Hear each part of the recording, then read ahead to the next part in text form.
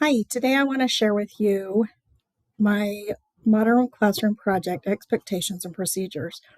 I want to tell my learners that this class experience is going to be unique and different, and I want to make sure that you understand some of the things that you'll see in this during this method of learning.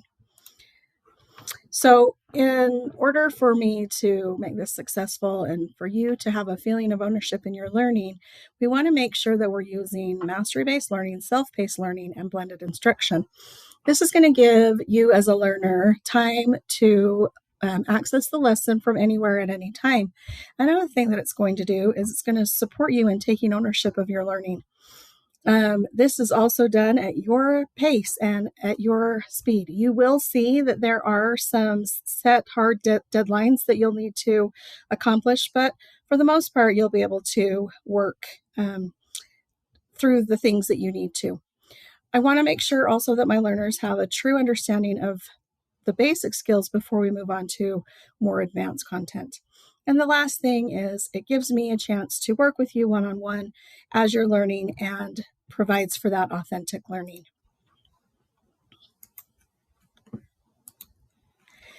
This is an example of what you might see for a lesson or a unit that we will be working on.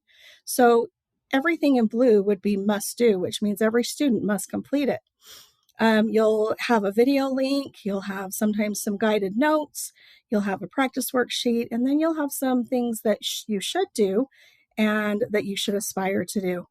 Those things are an expectation that I would like all of my learners to reach, but at the same time, if someone's falling behind, that would be something that they could work on at a different time.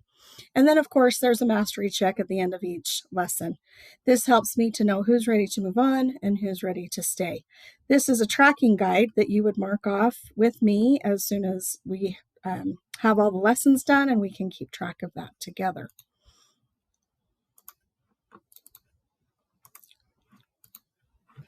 So with your videos, before you watch, make sure you're in a quiet place. Put away your distractions and take notes while you watch. Another thing that you can do is pause the video if you need to review something that you have already heard but might not quite have understood. After you watch, you can rewatch the video, but ask questions if you're still stuck and review the notes before moving on to the practice. If you're stuck, what should you do? Well, first, review your video that you just watched, then ask another learner to help. There are always people that know more than we do, and it's okay to ask for help. The last thing is to rework the practice worksheet to see if there's something that you might have missed. If you're still struggling, you can always reach out to me and I will help you at any time.